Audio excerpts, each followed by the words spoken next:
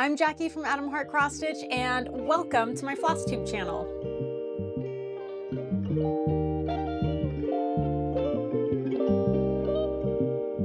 If you're new here, hello and welcome. My name's Jackie. I love to post all things cross stitch, from stitch with me videos to tutorials. I also design and sell floss drops on my store, Adam Heart Cross Stitch. And this is just kind of my little corner of the internet where I love to share all things cross stitch and crafting with all of you. Now, I was kind of trying to figure out what I wanted to post this week. I was thinking I wanted to do another stitch with me video, but the last two that I filmed, I've been working on the same project, and I definitely wanted to switch it up a little bit, couldn't figure out what to work on. So I thought this would be a perfect time to reintroduce my spinning wheel of projects. This was actually something I started doing at the beginning of last year. I had kind of a whole little project series over on TikTok. My goal being I would spin this wheel, it would tell me which project to work on. These are all existing whips that I have. I would set a, mini goal for myself, and then once I hit that, I would spin the wheel again, so on and so forth. And this was supposed to help me hit some really good goals on all my projects and maybe finish some projects. I did not stick with it through the whole year, truth be told, but that doesn't mean I can't get right back to it. So I'm gonna give the wheel a spin and it will decide for me which project we're gonna work on today. Okay, so without further ado, here we go.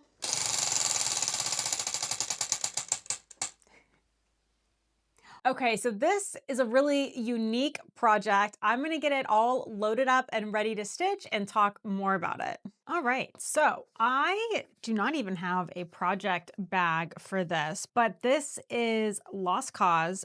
This is actually a pattern I charted, gosh, 5 years ago, but the artwork is from one of my really good friends, Mouse Rock. He's an incredible artist. He's actually doing art full-time these days, which is just amazing. And when I first started posting cross-stitch content online, I just was like, man, I've got to start making patterns. I have all these like amazing friends who are wonderful artists, and how cool would it be to turn their artwork into cross-stitch patterns? And great idea, but I just did not follow through on it because I realized that I do not like making patterns. I think part of it is I don't like test stitching things. I really only like to work on things because I want to work on them. And as soon as I kind of feel forced to work on something or finish something, it is just not just not my sweet spot, I guess is the best way to say it. I'll lose energy really quickly, and that's just no fun. But we did just purchase two more pieces of art from Mouse Rock. He had an art show like 2 months back, and this would be actually so cool to finish and be able to give to him when we pick up those pieces of art. So I'm gonna get this loaded up on a Q-snap, and we'll see how much progress we can make. Now, this is a single color design. I'm just using DMC 310. And this is, I think it's 16 count Aida. I don't know if you can see all the colors in here, but I dyed this Aida myself, doing an ice dyeing method, which I think this fabric turned out so cool from that. It's like purples and grays with some greens running throughout.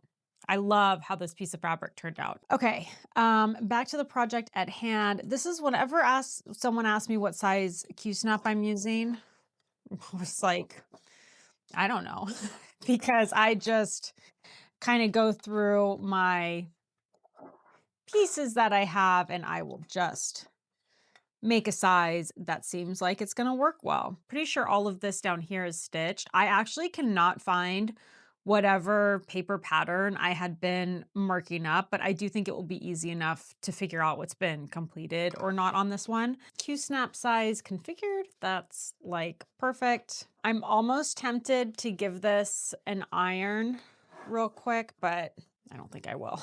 And when I'm using Q-snaps and I have existing stitches, I just always fold the fabric over on itself. I feel like that protects it plenty from the clasps of the Q-snap. All right, we've got that loaded up. Like I said, I can't even find whatever paper pattern I was marking off for this. So I figured I'm just gonna go ahead and actually see if I can get it loaded up onto Pattern Keeper. Here we go.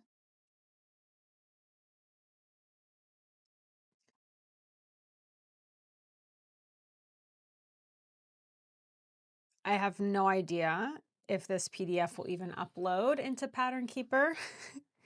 So we'll see. I mean, there's one gap. Let's see.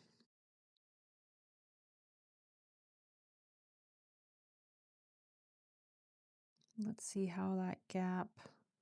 So I guess as long as I see where that page ends, I don't know if you can tell, there's kind of one row of stitches that's missing. At the page breaks, there's a row of stitches missing, both along the page break, vertically and horizontally. But I think as long as I know that, it's not going to be a big deal. All right, so this entire bottom left page of the pattern is complete. So I'm going to select all unfinished highlighted stitches on page, and I'm going to mark those done. So if you didn't know, you could do that in Pattern Keeper. That part's really nice. But I know that all of that, it's basically what I've done so far. So some of these stitches I think still need to be marked off. I think what I'm going to do is kind of work my way up from where I am here and then move my way up and just see how much we can get done. It is just one color, so that makes it easy. I will need to spend a little bit of time just looking at what I've stitched and what the pattern has, just to figure out kind of exactly where I am and mark off what I've done. So I'm gonna do that, get set up to stitch, and I'll be back. All right, so I've got my pattern on Pattern Keeper kind of marked up to that point I was on. Again, it's not a perfect import. There's one line missing, but I'm not gonna worry about it. I think it's easy enough for me to work around. So I've got my Q-snap ready. I've got Pattern Keeper and my tablet ready. I don't know if I had DMC 310 set aside for this project. Again, I didn't have it in a project bag. I just had the fabric, so that's not a problem because I know I have plenty to work with. I've got this loaded up on my thread bobbins. So this is a bobbin slash floss drop. Love it because I have all my thread pre-cut at a good starting length. All right, and then I've got needles. I'm using tulip needles and a needle minder. I always use needle minders. So we are all ready to start stitching. So like I mentioned, I'm just using one of my little thread bobbins. And then when I'm using 2 strands, I love just doing a loop start. 1, 2, 3, 4, 5, 6, 7. Just counting my way up. 1, 2, 3, 4, 5, 6, 7.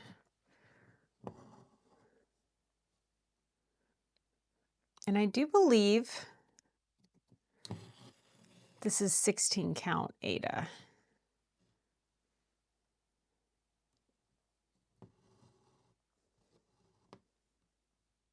Which in terms of Aida, 16 count is definitely my favorite.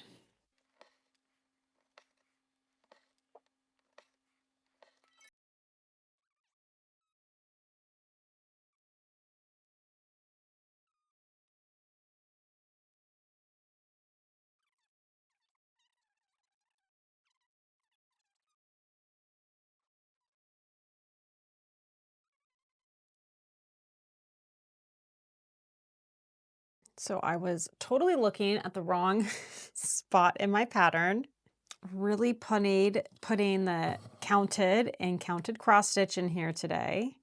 I wonder, so I am really working on my two-handed stitching, and I use my non-dominant hand, my left hand on the back, and then my dominant hand, my right hand on the front. I'm wondering how any of you that like to stitch two-handed, um, if you also use your non-dominant hand along the back,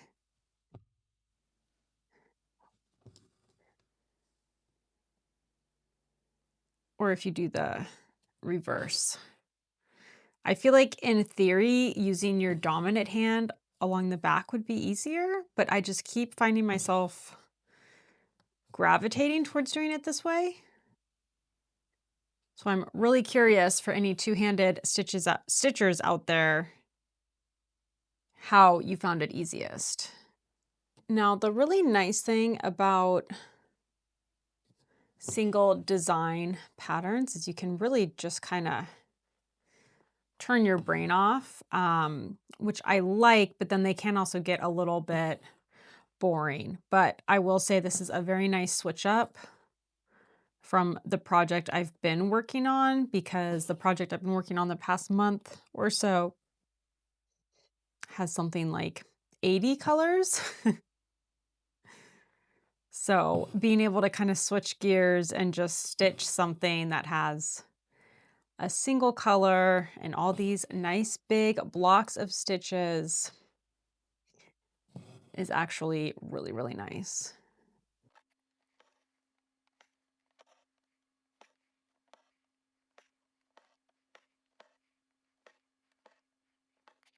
Yeah, so I know some of you may remember, if you've been around from when I first started posting cross stitch content on TikTok all the way back in 2020, I had, kind of embarked on thinking again just how cool it would be to work with artists, especially, folks that I know personally whose work I just love, and kind of turn their work into cross stitch.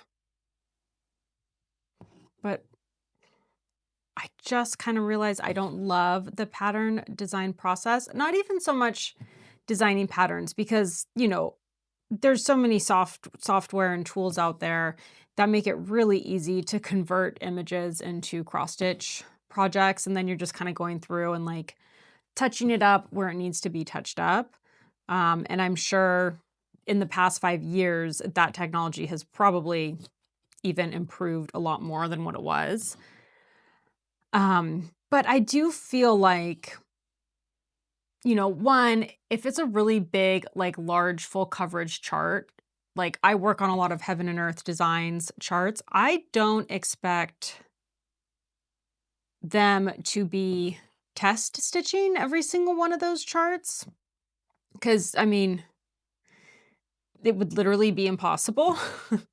But they've been able to build up like enough trust through their community, and the designs of their charts that, they don't need to. They've got their process down. People trust the way that those pieces of art are charted in cross stitch charts, and there's really no need to test stitch them.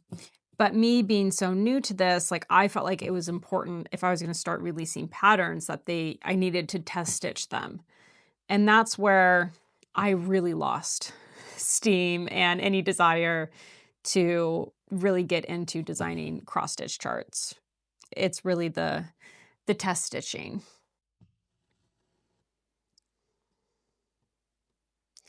I'm one of those people, whatever I work on, whether it's a cross stitch project, crochet, sewing, I really kind of go off of those random bursts of like energy that come through. I'll go months, years even, without sewing anything. And then all of a sudden I get a huge just burst of energy and excitement and hyperfixation where I'm like, I got to make this thing. I got to make it now. And, I just got to kind of roll with it. When those moments of inspiration come through, I just got to go with it. And that's kind of how I am in most of my creative endeavors. I do occasionally make gifts for people, but again, it has to be something where I just kind of really get inspired and excited to make something for someone. Otherwise, if it feels forced, I just don't want to do it. It just really sucks the joy out of it.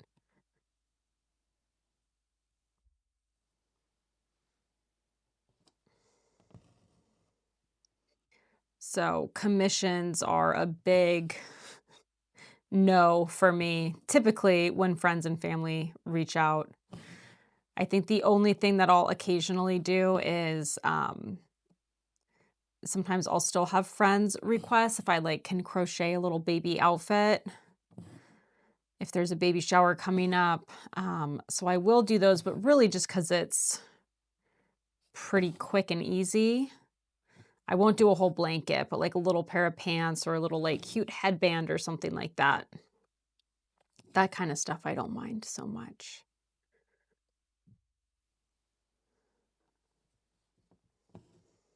So yeah, I'm wondering where you all fall. If you like, if anyone else has that same thing where when it's something that's like more commission based or you feel obligated to make something, if that really does kind of take away a lot of the joy. Or if you love having people request to make stuff, if you do commission based projects, make money from working on things, if you find that really enjoyable. And these are just some of the things you just have to kind of learn about yourself and your process and energy and joy of, what makes something enjoyable.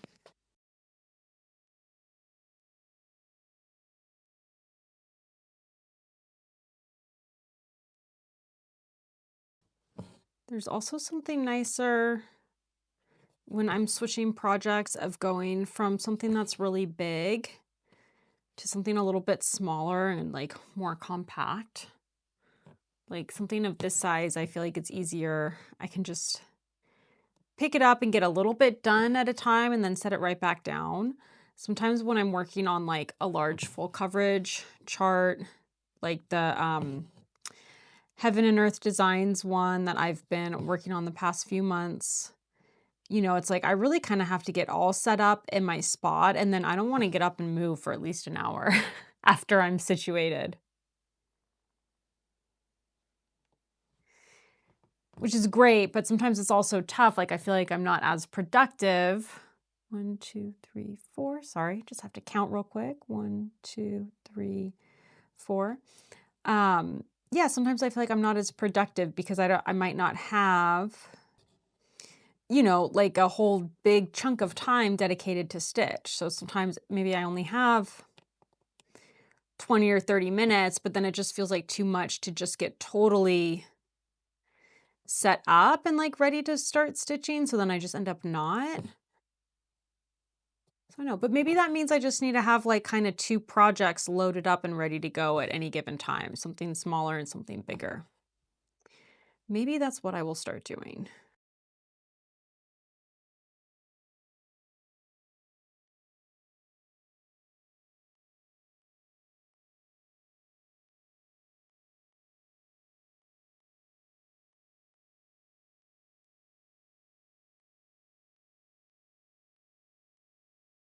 All right, I know this thread is starting to run out. We're going to see just how far we can take it.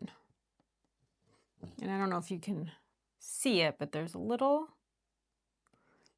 pin stitch right there. I find that's the easiest way to end my threads when I'm working on Aida and I don't feel like flipping my work to the back. And I will place them just like I did right there in a section that I know is going to just be stitched right over because then they really do disappear. You don't see them. I do have a whole video showing how to do a pin stitch in all different types of situations, whether you're stitching over 1, stitching over 2, working on Aida, linen, even weave. but I love a pin stitch. Speaking of which, this thread is like done. So I'm going to go ahead and place a pin stitch just right below. Again, this whole row will get covered. So I feel very good leaving a pin stitch in that spot.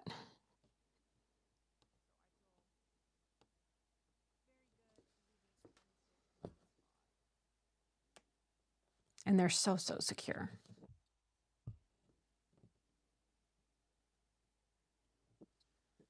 And I'm going to bring it back to the front just so I can snip it from the front side.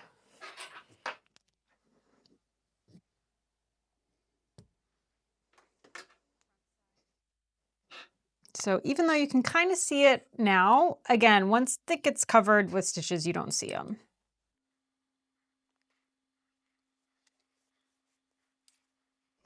You'll notice I don't use a needle threader ever.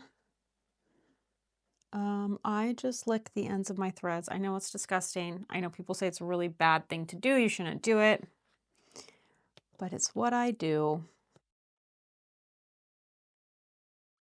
Almost lost my little loop there. There we go. Something about working on Aida, like I feel like it gives you the best noises like that. The sound of this right here. The needle kind of like popping through the fabric and then the thread being pulled through. Oh, I love that sound. It is so soothing.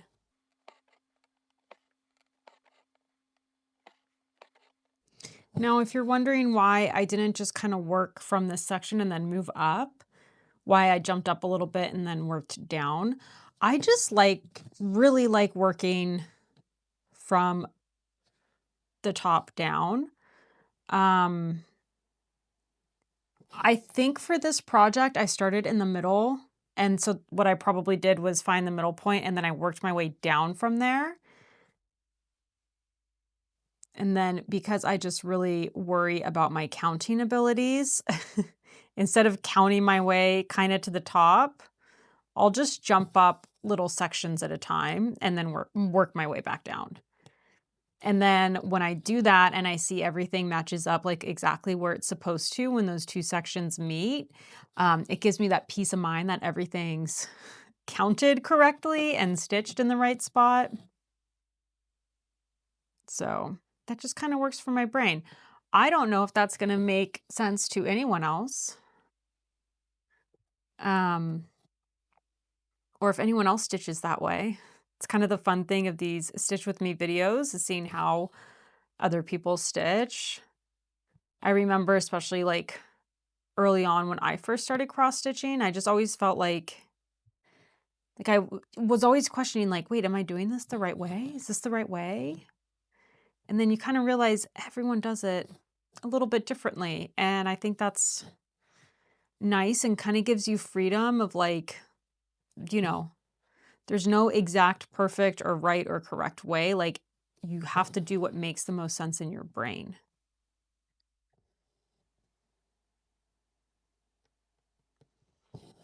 This would be a project that if I had gridded it, it would be very helpful.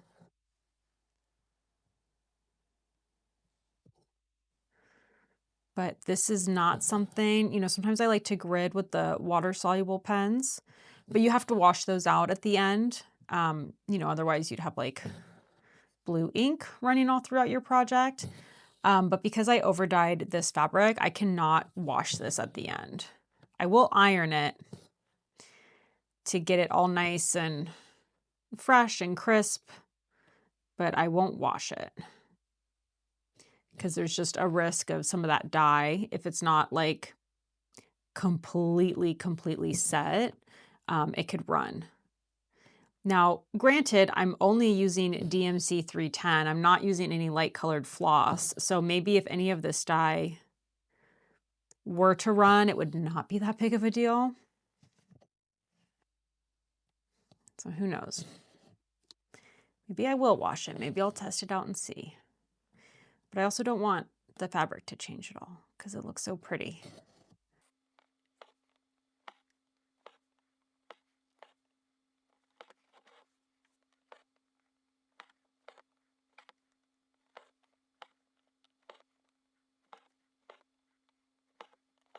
The Super Bowl is coming up this weekend. I do not. All right, well, sorry. I was just about to start talking about the Super Bowl and my battery died on my camera. Just kind of getting reset up here. So yeah, what I was saying, I don't particularly love either of the teams playing, but I think I'm going to root for the Seahawks. I grew up being a Steelers um, fan for no reason at all other than that's just the team my mom had picked to be a fan of. So we just grew up fans of the Steelers, not from Pittsburgh or Pennsylvania, anywhere out there. Born and raised in Southern California, but grew up being a Steelers fan. So I just, Steelers fans, we don't love the Patriots. Just don't love them. So I just don't think I can bring myself to root for the Patriots, even though I think it's always cool when a young quarterback carries their team to the Super Bowl, and I like Drake May, but yeah, I think I'm going to go Seahawks. But more importantly, I always really enjoy watching the Super Bowl halftime shows. I am beyond excited for Bad Bunny. Yeah, and I've been listening to his music like all week so far, just trying to get like excited for the halftime show. And I cannot get DTMF out of my head. It is playing on repeat over and over and over and over again, which isn't a bad thing. It's a great song. But I find myself, even as I'm sitting here cross-stitching, all I can do is run through the chorus in my head a million times. But it's always just so exciting for anyone who's doing the Super Bowl halftime show. Like, it's just so fun to see, like, what are they going to do with it? You know, are they going to bring out special guests? Are they going to have fun medleys? You know, just kind of all the different things they can do. And it's always a big surprise. And it's just always so fun. And I feel like the more into the music you can be, the better. So I'm definitely trying to learn all things Bad Bunny in preparation so that I can thoroughly enjoy the halftime show. But please let me know if you even, watch football, who you're rooting for, if you're excited for the halftime show.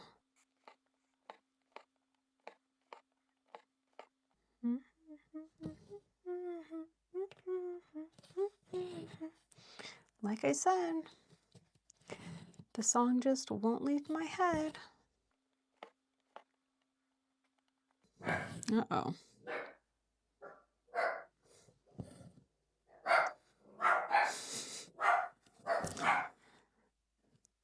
I know our mail person just came to pick up packages. I have package pickups Monday through Saturday. If you ever place an order on my website, I do ship out for the most part daily. And my dogs always make sure to let me know when they are here to pick up packages.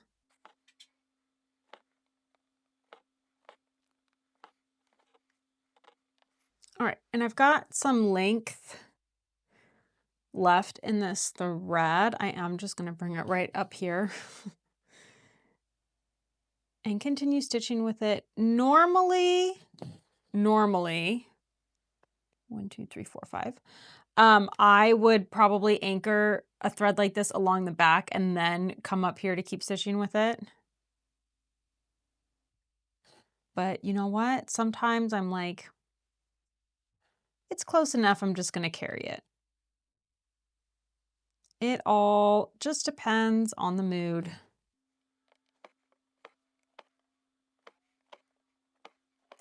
Speaking of Bad Bunny, because obviously it makes me think of Puerto Rico, which is where my grandma was from. No, I do not speak Spanish, sadly. She never taught it to her children. I believe it's because her favorite thing to do was get on the phone and be able to talk to her brother and her cousins in Spanish and not have any of her 5 children eavesdropping. So, um, sadly, we are not a Spanish speaking family. Although I would really like to learn how to speak Spanish. Um, but yeah, if you have never had Puerto Rican food, I must say, I think it is like the best food in the entire world. It's so, so good. And we don't have, I'm in Southern California. We do not have many of a Puerto Rican restaurant out here. There's a couple of Cuban spots. Food is somewhat similar, but not a big amount of Puerto Rican restaurants out here. So if you live somewhere where there's Puerto Rican food, go get it. It's so good.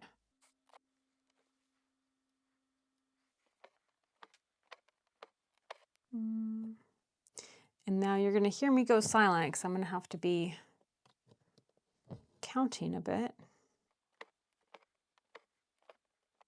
And on projects like this, like you're going to see me kind of start to do weird things. And it's really just me trying to avoid carrying my thread anywhere where there's like open fabric. That is the one scenario in which I don't like to carry my threads. I don't like to carry my threads anywhere where there's open fabric.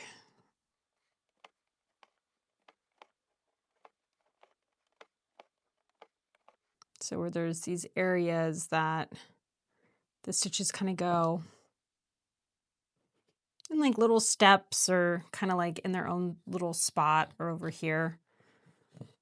I might start stitching different than my normal just Danish style working across in rows and then coming back over. I like try to pick up those areas of stitching wherever it makes sense. All right, but this thread is just about done. So I'm going to go ahead and do another pin stitch just to end it. Again, there's no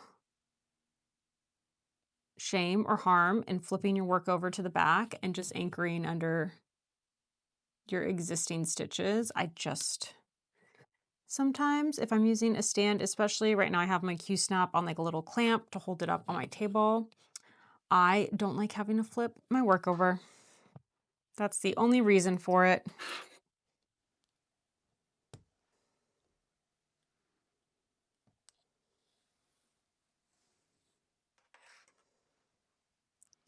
Isn't that just like the best? That's why I love using floss drops right there. Because I've got my piece of thread all ready to go. And just pull it out, ready for a loop start.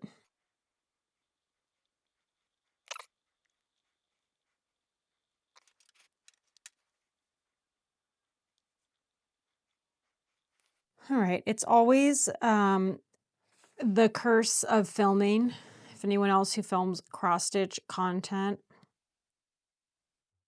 can hopefully attest to, well, not hopefully, but I also hope I'm not the only one experiencing this, but it's always when you film yourself that like everything will go wrong. All of a sudden you can't thread the needle, your thread keeps getting knotted up, like it's always when you start filming.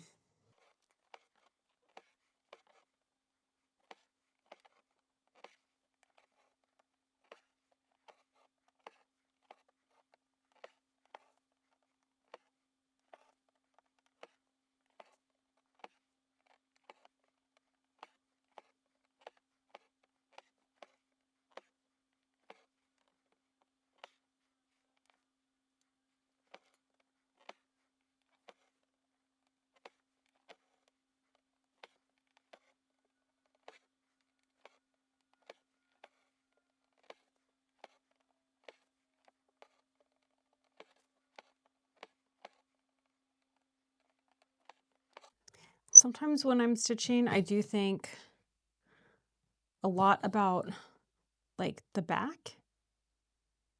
I really like having just like the straight little lines all across. I don't stress about it. Like I don't need it to be perfect, but sometimes I am like actively thinking about that and deciding like where to bring my needle up and down from. So when you see me like continue to change the placement of which hole I'm bringing my needle up and down in, it's either because I'm thinking about it or you see it get wacky because I'm not thinking about it.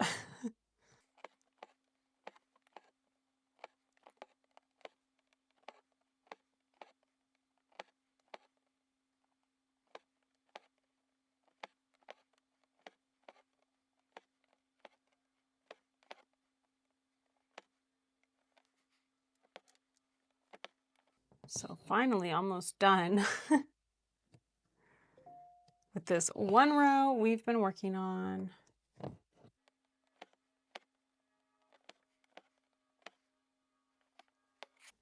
So I just glanced at my pattern, wondering how many stitches I've done so far, and my jaw just about dropped because it says 2,930 stitches stitched today. And I had to think, wait, there's no way. And then I remembered that when I opened this pattern up, I marked all of those stitches just on a single page completed. So that gave me a little bit of a laugh.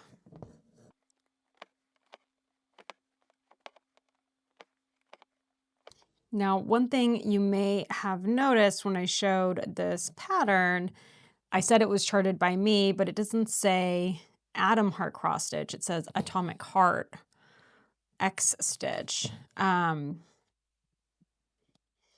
So essentially, when I had first started posting on TikTok, I just was using like as a moniker, I guess, Atom Heart Mother.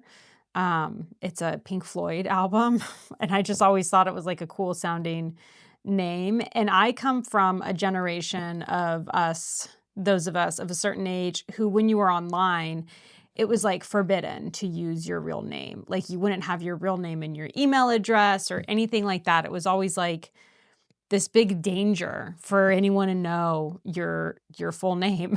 So, you know, it was always like fun usernames or email addresses, like things that didn't have anything to do with your name. And I just always loved using Atom Heart Mother. Like I've been using it forever.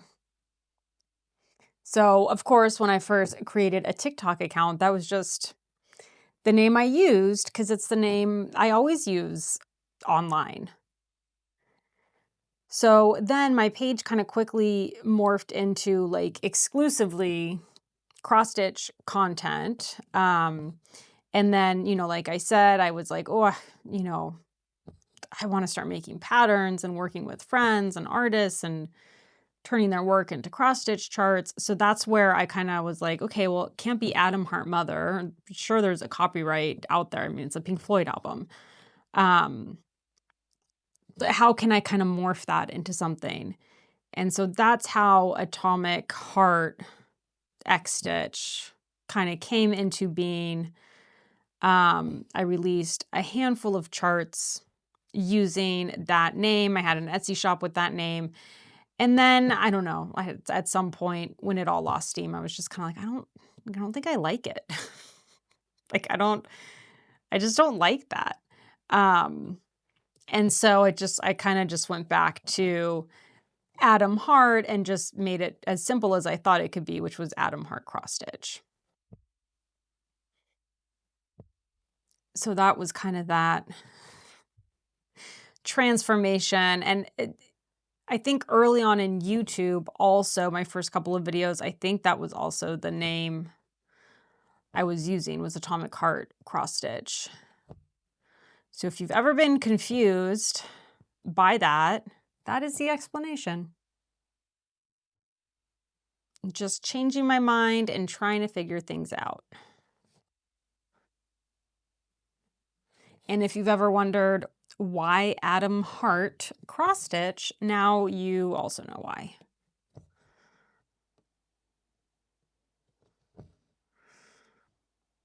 You know, just a girl who likes all types of music, from classic rock to Bad Bunny.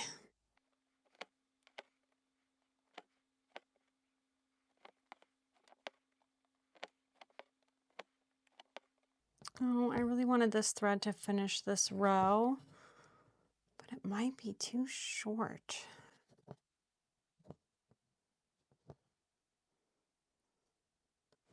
Yeah, I'm gonna go ahead and end it right up here.